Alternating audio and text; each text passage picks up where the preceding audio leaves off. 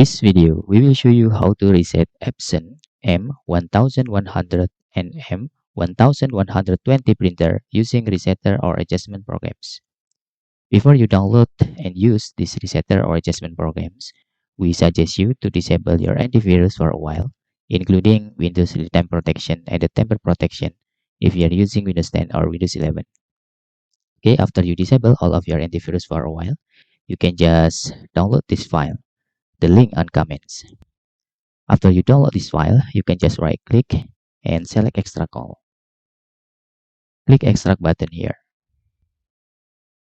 After that, you can open the resetter folder and run the adjustment programs. Okay, if you first time use the resetter, you need a password that you can see on the password.txt file here. Double click on adjustment programs. In here, you need to select button and select your printer model. For example, I'm choose M1100 printer, and for the destination, I select ACC and click OK. Go to particular adjustment mode button here and choose was ink pad counter and click OK. After that, you can take main pad counter options, then click check button.